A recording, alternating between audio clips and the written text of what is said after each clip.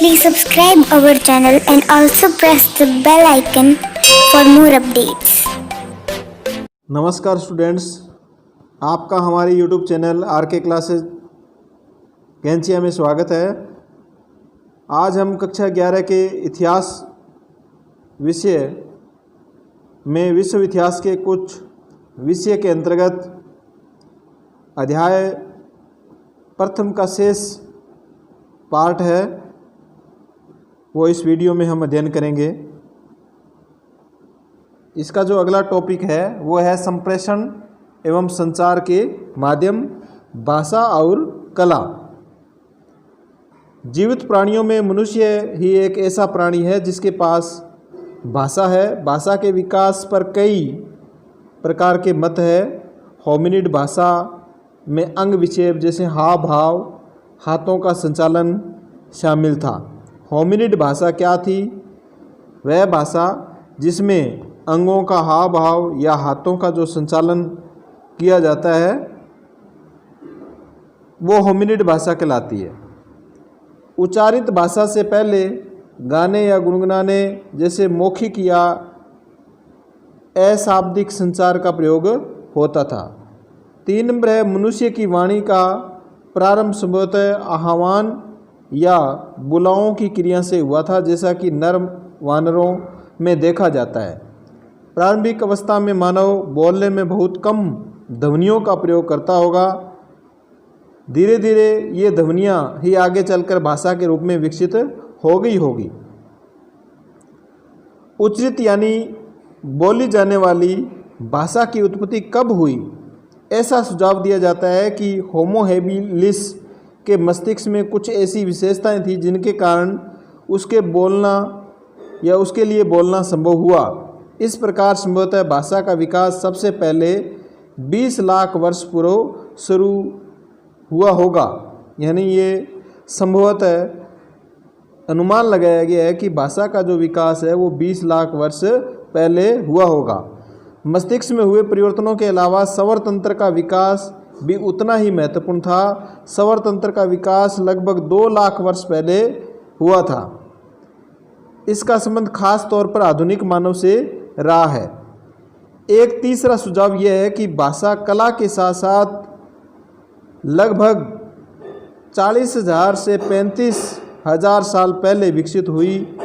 उच्चरित भाषा का विकास कला के साथ घनिष्ठ रूप से जुड़ा रहा, क्योंकि ये दोनों ही संप्रेषण यानी विचार अभिव्यक्ति के माध्यम है। अल्टामिरा के गुफा चित्र,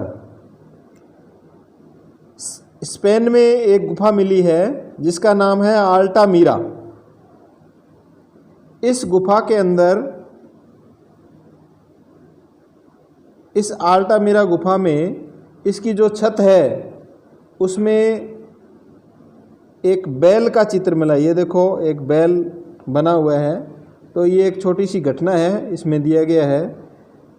कहा गया है कि अल्टामिरा की गुफा की छत पर बनी चित्रकारियों की ओर मर्सी लोनोसेजदी सउतुओला का ध्यान उसकी बेटी मारिया द्वारा नवंबर 1879 में दिलाया गया था। मार्सिलिनो एक स्थानीय भूस्वामी तथा शौकीन पुरातत्वविद था और उनकी नैनी सी लड़की गुफा में इधर उधर दौड़ और खेल रही थी। जब उसके पिता गुफा के फर्श की खुदाई कर रहे थे, अचानक मारिया की नज़र छत पर पड़ी और वो तुरंत चिल्लाकर बोली, पापा देखो बैल। एक बार तो उसके पिता ने बेटी की बात को हंसी में उड़ा दिया, पर तुरंत ही उन्हें एहसास हुआ कि छत पर सचमुच कुछ चित्रकारियाँ बनी हुई है जिनमें रंग की बजाय किसी प्रकार की लेई या पेस्ट का इस्तेमाल किया गया है। फिर तो उसका मन उमंग से इतना भर उठा कि अगले ही वर्ष उन्होंने एक पुस्तिका प्रकाशित की, लेकिन लगभग 2 दशकों तक उसकी खोज के निष्कर्षों को यूरोपीय पुरातत्वविदों ने इस आधार पर स्वीकार नहीं किया कि ये चित्रकारियाँ इतनी ज़्यादा अच्छी है कि ये उतनी प्राचीन नहीं हो सकती। यानी यूरोपीय पुरातत्वविद है, उन्होंने इन पुरातत्वविदों की ये बात स्वीकार नहीं की कि ये चित्र है वो बहुत पुराने हैं। उन्होंने कहा भी ये इतने प्राचीन नहीं हो सकते। फ्रांस में स्थित लेस्कॉक्स और सोवे की गुफाओं, फ्रांस में ये पूछ लेते हैं भी ये गुफाएं कहाँ पर है। फ्रांस में है। कौन कौन सी? लेस्कॉक्स और सोवे की गुफा। स्पेन में है अल्टामीरा की गुफा, जिसमें जानवरों की सैकड़ों चित्रकारियाँ पाई गई है और ये 30,000 से 12,000 साल पहले के बीच में कभी बनाई गई है। इनमें घोड़ों, साकिन, हिरणों, मेमथों यानी विशालकाय जानवरों, गैंडों, शेरों, भालुओं, तेंदुओं, लकड़बगों और ऊलों के चित्र भी शामिल है। इन जानवरों के इसमें चित्र बने हुए हैं। तो इसमें ये कई प्रश्न किए गए हैं कि इस प्रकार एक साथ जो चित्र है वो क्यों बने, पुरुषों के अकेले और महिलाओं के समूह में चित्र क्यों बने। इस प्रकार के बहुत से जो क्वेश्चन हैं वो इसमें बनते हैं। तो इसमें ये स्पष्टीकरण भी दिया गया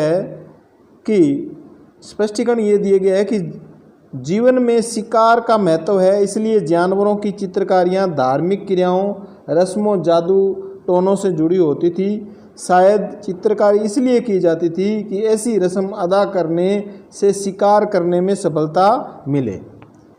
यानी जानवरों के जो चित्र बनाए जाते थे वो क्यों बनाए जाते थे, तो ये धार्मिक रस्म अदा करने के लिए, जादू टोना वगैरह, इसलिए ये चित्र बनाए गए होंगे, ऐसा स्पष्टीकरण दिया गया है। दूसरा स्पष्टीकरण है कि शायद गुफा संगम स्थल थी जहां लोग छोटे छोटे समूह में मिलते थे, इकट्ठे होकर सामूहिक क्रियाकलाप संपन्न करते थे। यानी एक साथ क्यों लोगों के चित्र एक साथ क्यों बने हैं, एक समूह में क्यों बने हैं, तो ये स्पष्टीकरण दिया गया है कि ऐसा कोई संगम स्थल होगा जहाँ पर लोग सभी एक साथ मिलते होंगे, एक साथ मिलकर के शिकार करते होंगे। फिर आदिकालीन समाज के बारे में जो ऊपर विवरण दिया गया है उसमें अधिकतर पुरातात्विक साक्ष्य आधारित है। जाहिर है कि अब भी उनके बारे में जानने के लिए बहुत कुछ बचा है। जैसा कि इस अध्याय के प्रारंभ में कहा गया है, शिकार करने वाले और खाद्य सामग्री तलाशने और बटोरने वाले समाज आज भी मौजूद है।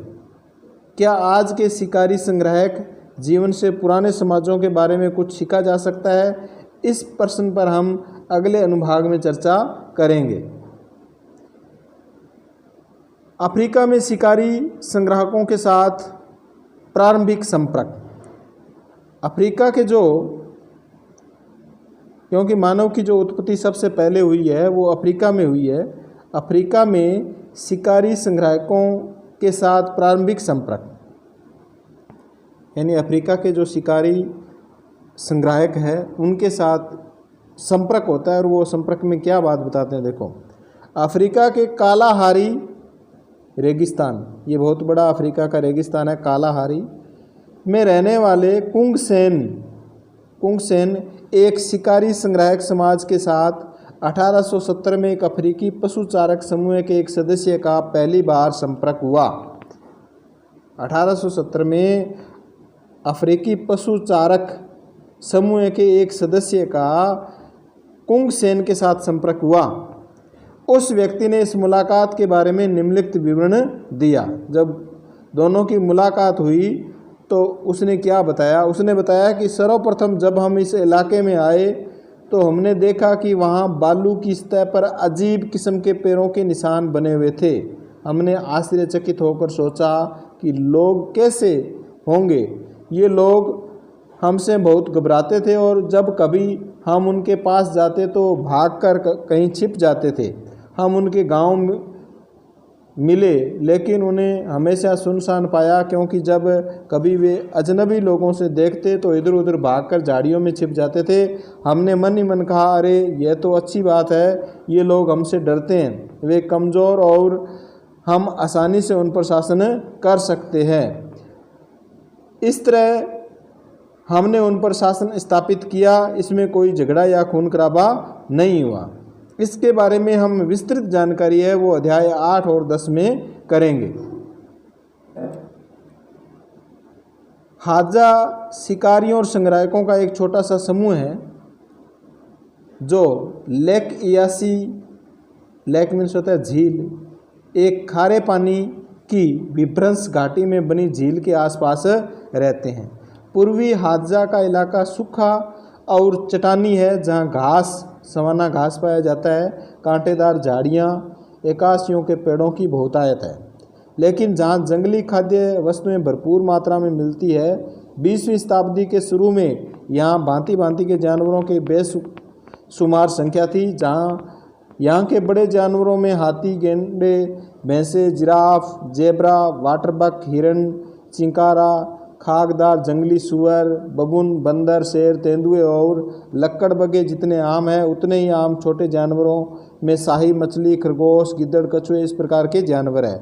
बाकी सभी किस्म, एक बात ध्यान देने की है कि हाजा लोग हैं वो हाथी को छोड़कर बाकी सभी किस्म के जानवरों का शिकार करते और उनका मांस खाते हैं। यहाँ शिकार के भविष्य का कोई खतरा पैदा किए बिना नियमित रूप से जितना मांस खाया जाता है उतना दुनिया के किसी भी ऐसे भाग में नहीं खाया जा सकता जहाँ ऐसे शिकारी संग्राहक रहते हैं अथवा निकट भूतकाल में रहते थे। फिर है वनस्पति कंदमूल या वनस्पति खाद्य। वो तो था उनका कच्चा मांस वगैरह खाना और जानवरों का मांस खाना, शिकार करना। और वनस्पति खाद्य में जैसे कंदमूल, बेर, बाओबाब पेड़ के फल आदि जो साधारण दर्शकों को अक्सर आसानी से दिखाई नहीं देते, जलाभाव के वर्ष में अत्यंत सूखे मौसम में बहुतायत से उपलब्ध होते हैं। जिस तरह का वनस्पति खाद्य बारिश के 6 महीनों में उपलब्ध होता है वह सूखे के मौसम में मिलने वाली खाद्य वस्तुओं से भिन्न होता है। लेकिन वहाँ खाद्य पदार्थ की कोई कमी नहीं रहती है। यहाँ पाए जाने वाली 7 किस्म की जंगली मधुमक्खियाँ के शहद और सूंडियों को चाव से खाया जाता है। यानी 7 किस्म की जो जंगली मधुमक्खियाँ हैं उनका शहद और सूंडियों को चाव से खाया जाता है। लेकिन इन चीज़ों की आपूर्ति सदा एक जैसी नहीं होती है, ये मौसम के अनुसार बदलती रहती है। वर्षा के मौसम में जल स्रोत व्यापक रूप से देश भर में मिलते हैं, लेकिन सूखे के मौसम में स्रोत बहुत कम हो गए।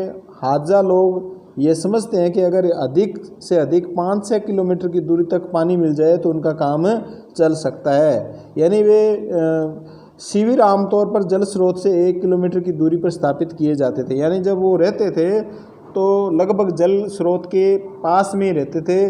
5-6 किलोमीटर दूर चल सकता था, लेकिन वो 1 किलोमीटर के आसपास रहते थे। देश के कुछ हिस्से में घास के खुले मैदान, लेकिन हाजा लोग वहाँ कभी अपना शिविर नहीं बनाते थे। शिविर पेड़ों और चट्टानों के बीच बल्कि तरजीही तौर पर वहाँ लगाए जाते जहाँ ये दोनों सुविधाएं उपलब्ध हो। यानी घास के मैदान में खुले में वो अपना शिविर नहीं लगाते थे। हाजा जो लोग हैं वो कहाँ लगाते थे? जहाँ पर पेड़ पौधे भी हो, घास के मैदान भी हो और जल सुविधा भी हो। पूर्वी हाजा लोग ज़मीन और उसके संसाधनों पर अपना अधिकार नहीं जताते थे। यानी जो ज़मीन थी और उसमें जो पेड़ पौधे थे उस पर वो अपना हक नहीं जमाते थे। कुछ समय तक वहाँ रहते थे और उसको छोड़ करके दूसरी जगह चले जाते थे। कोई भी व्यक्ति जहाँ कहीं भी चाहे रह सकता है, पशुओं का शिकार कर सकता है, कहीं पर भी कंदमूल, फल, शहद इकट्ठा कर सकता है, पानी ले सकता है। इस संबंध में हाजा प्रदेश में उन पर कोई प्रतिबंध नहीं है।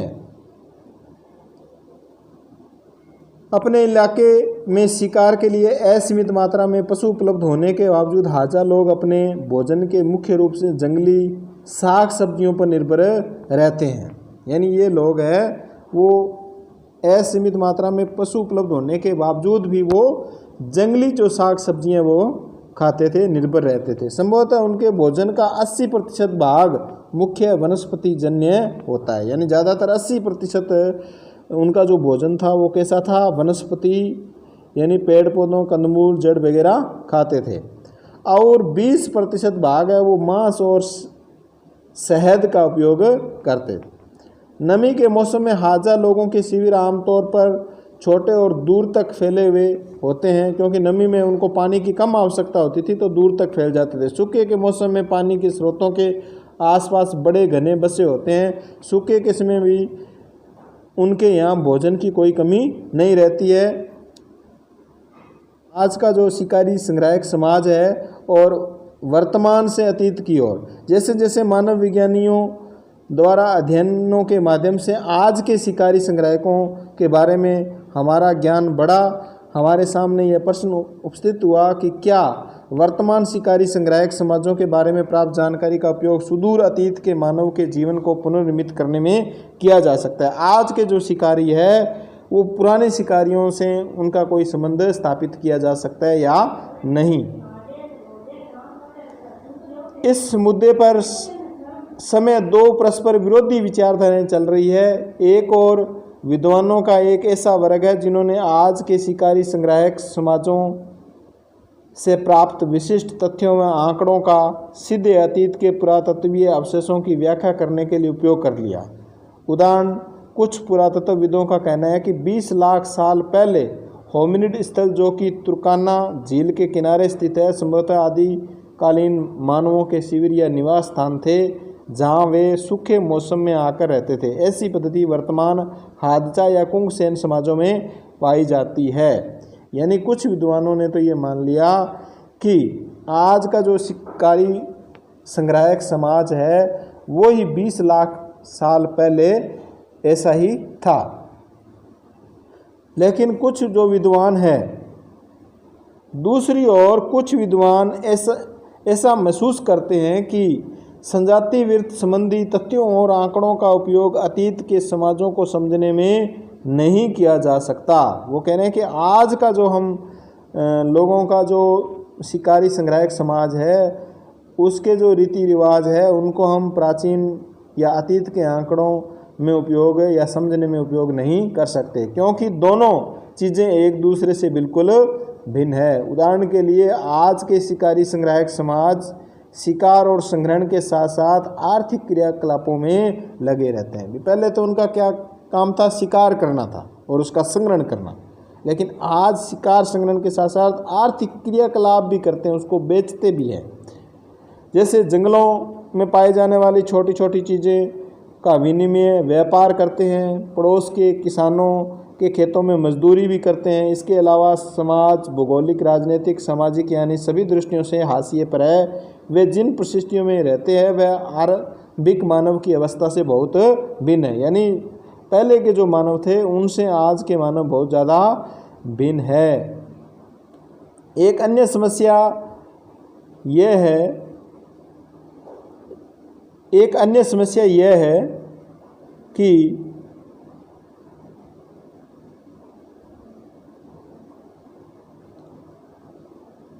आज की शिकार संग्राहक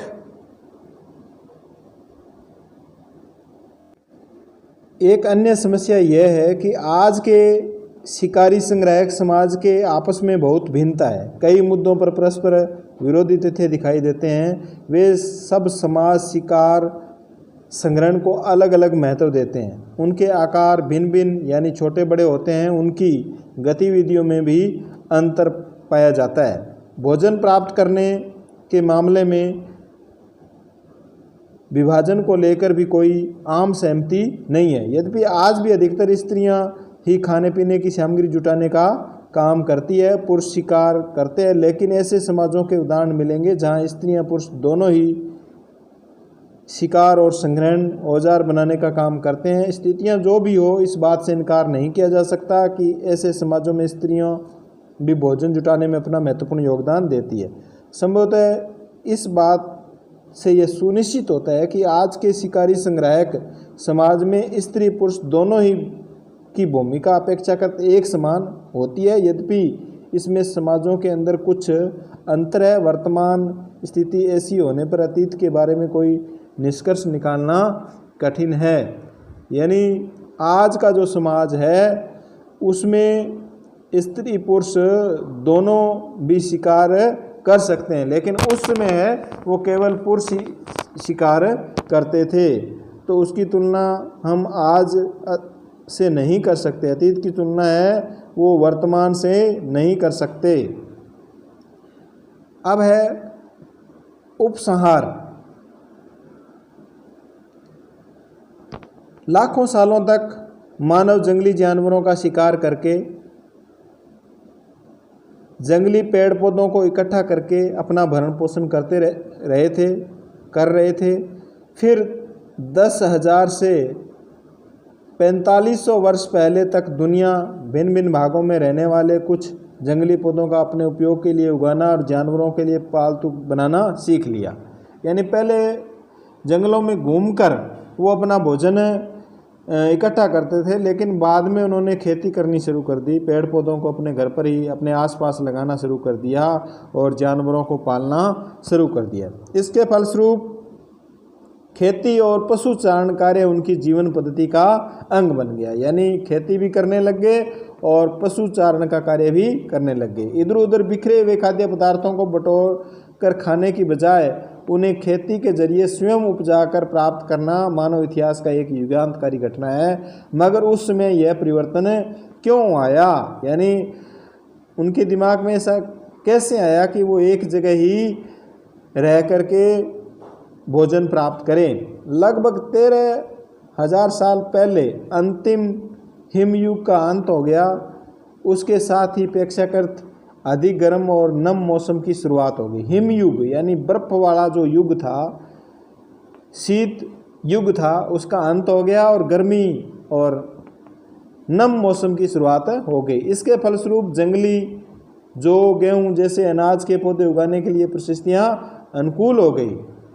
यानी पहले हिमयुग था, बर्फ गिरती थी तो पेड़ पौधे नहीं होते थे, लेकिन बाद में हिमयुग का जब अंत हो गया 13,000 साल पहले, तो ये स्थिति पेड़ पौधों के अनुकूल हो गई, पेड़ पौधे उगने लगे। जैसे जैसे खुले जंगलों और घास के मैदानों का विस्तार होता गया, वैसे जंगलों, भेड़ों, बकरियों, मवेशियों, सूरों, गधों, जानवरों की संख्या में भी वृद्धि होगी।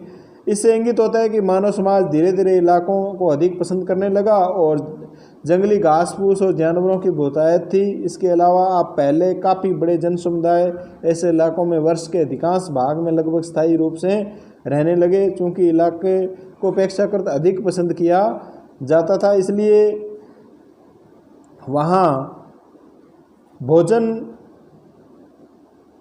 की आपूर्ति बढ़ाने के लिए दबाव बढ़ने लगा। संभवतः इसी कारण कुछ खास किस्म के पौधे उगाने और जानवरों को पालने की प्रक्रिया चालू हो गई। इससे ये स्पष्ट होता है कि जलवायु परिवर्तन, जनसंख्या का दबाव, यानी जलवायु में परिवर्तन हो गया। उन्होंने खेती करनी क्यों शुरू कर दी, एक ही स्थान पर रहना क्यों शुरू कर दिया, फसल उगानी क्यों शुरू कर दी, क्योंकि जलवायु का परिवर्तन हो गया। पहले शीत युग था, बर्फ़ गिरती रहती थी, और अब गर्मी आ गई, जलवायु पौधों के अनुकूल आ गई, जनसंख्या का दबाव बढ़ गया। अब जब लोगों को खाने की आवश्यकता ज़्यादा हुई तो जो अपने आप जो उगता था उससे उनका पेट है वो नहीं भरता था, इसलिए उन्होंने अनाज उगाना, गेहूं जो उगाना शुरू कर दिया, और गेहूं जो, चावल, मोठ, बाजरा आदि उगाना शुरू कर दिया। जानवरों में भी उन्होंने भेड़, बकरी, मवेशी, गधा, सुअर आदि पालना शुरू कर दिया और इन पर ये निर्भर रहने लग गए।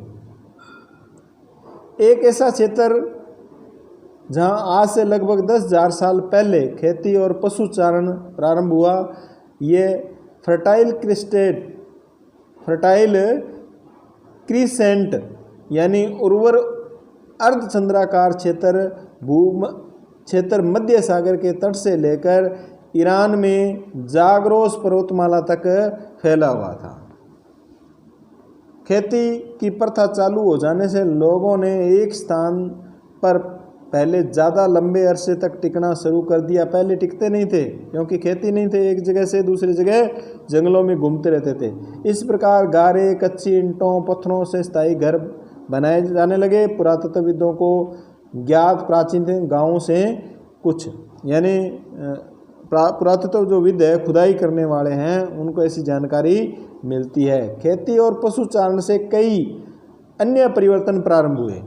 जब खेती और पशुचारण हुए तो देखो क्या परिवर्तन है। मिट्टी के ऐसे बर्तन बनाना जिनमें अनाज व उपजों को रखा जा सके। फिर उनको आवश्यकता हुई भी, अनाज तो पैदा कर लिया लेकिन अपने इसको रखे कहाँ सुरक्षित भविष्य के लिए, तो उन्होंने मिट्टी के बर्तन बनाने शुरू किए, खाना पकाया जा सके।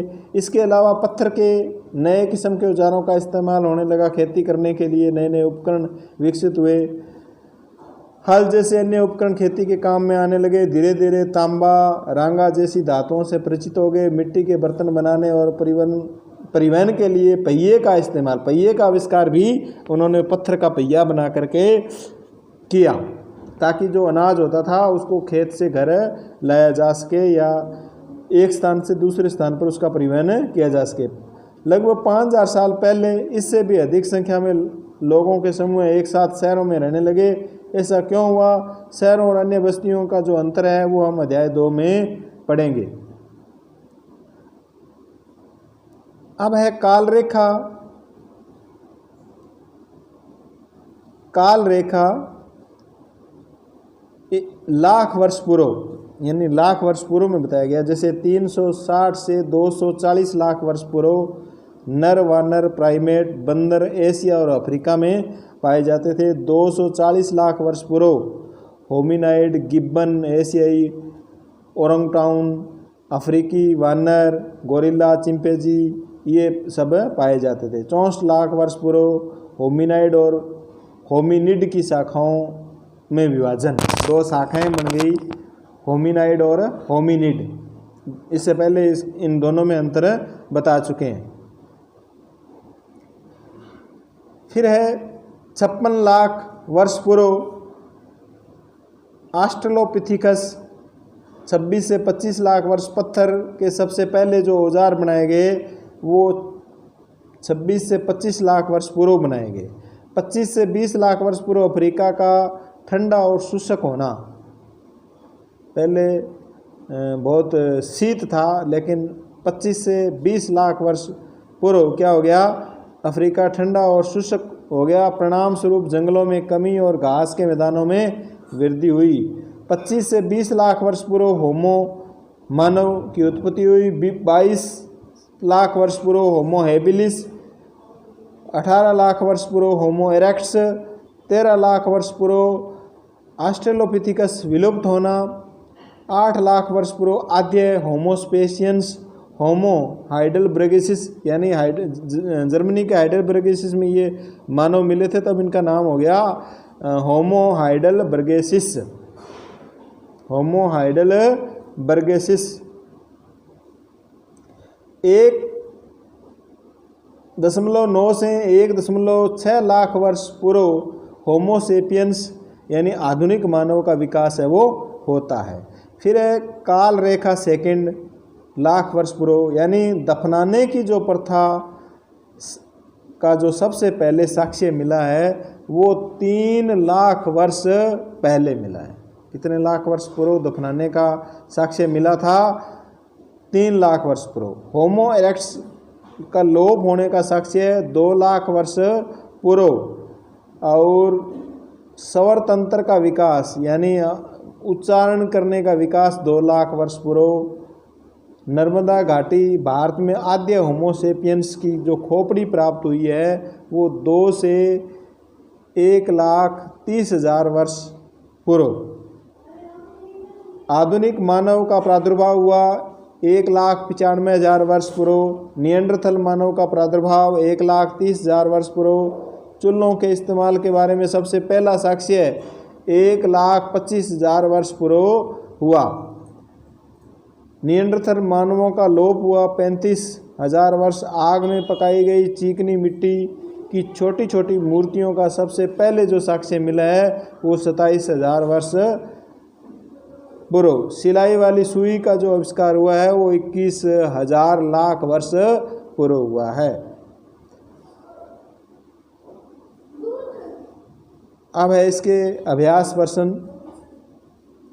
तो पहले फर्स्ट सेकंड और ये तीसरा वीडियो था इस अध्याय का, इनको आपको देखना है और इन प्रश्नों के उत्तर है वो आपको लिखने हैं।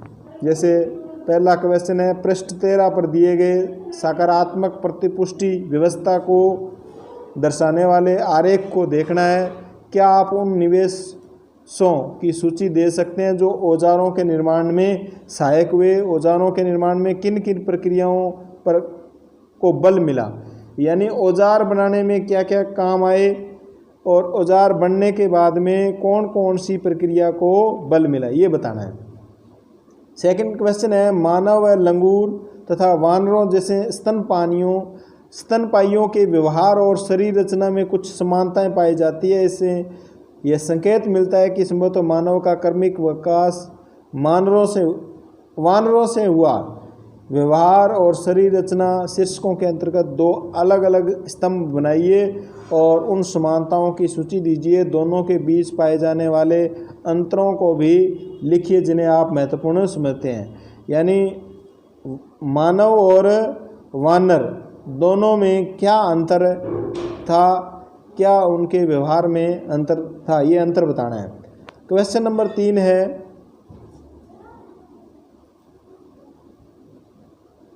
मानव के उद्भव के क्षेत्रीय निरंतरता मॉडल। एक तो प्रतिस्थापन मॉडल है, एक क्षेत्रीय निरंतरता मॉडल। इसमें अपने को क्षेत्रीय निरंतरता मॉडल पर पक्ष में तर्क देने हैं। क्या आपके विचार में यह मॉडल पुरातात्विक साक्ष्य का युक्ति युक्त स्पष्टीकरण देता है? तो ये आपको पहले वाले वीडियो में बताया गया है। निरंतरता और क्षेत्रीय निरंतरता मॉडल और प्रतिस्थापन मॉडल क्या है। क्वेश्चन नंबर 4, इनमें से कौन सी क्रिया के साक्ष्य व प्रमाण पुरातात्विक अभिलेखों में सर्वाधिक मिले हैं? तो सबसे इनमें से बताना है कि कौन से साक्ष्य किसके ज़्यादा मिले हैं, संग्रहण के, औजार बनाने के या आग के प्रयोग के। फिर संक्षेप में निबंध लिखिए, यानी इनमें डिटेल से लिखना है। 2 क्वेश्चन है ये। भाषा के प्रयोग से शिकार करने और आश्रय बनाने के काम में कितनी मदद मिली? जब भाषा का प्रयोग होने लगा, मानव बोलने लगा, तो शिकार करने में और मकान बनाने में कितनी उनको मदद मिली, इस पर चर्चा करें। क्रियाकलापों के लिए विचार संप्रेषण के अन्य किन तरीकों का इस्तेमाल किया जा सकता था? यानी पहले एक दूसरे को समझाने के लिए कौन कौन से, जैसे हाव भाव, हाथ हिलाना, इस प्रकार अन्य कौन से तरीके थे जिसे उनको समझाया जा सकता था? ये आपको डिटेल से इसमें लिखना है। क्वेश्चन 6 और अंतिम क्वेश्चन इस अध्याय का। अध्याय के अंत में दिए गए प्रत्येक कालानुक्रम में से किन्हीं 2 घटनाओं को चुनिए और ये बताइए कि इनका क्या महत्व है। जो कालानुक्रम दिया गया है पीछे, इनमें से आपको 2 को चुनना है और उसका क्या बताना है। जैसे सवर तंत्र के विकास से क्या लाभ हुआ, सवर तंत्र के विकास से क्या लाभ हुआ, नर्मदा घाटी या भारत में आद्य होमोसेपियंस खोपड़ी प्राप्त होने से या आधुनिक मानव का प्रादुर्भाव होने से क्या प्रभाव पड़ा, ये कोई 2 इनमें से आपको सिलेक्ट करना है और इनके बारे में बताना है। तो ये आपका लेसन 1 नंबर कक्षा 11 का कंप्लीट हो गया है। इसके क्वेश्चन उत्तर आपको कंप्लीट करने हैं, इसको आपको याद करना है। इसी के साथ धन्यवाद।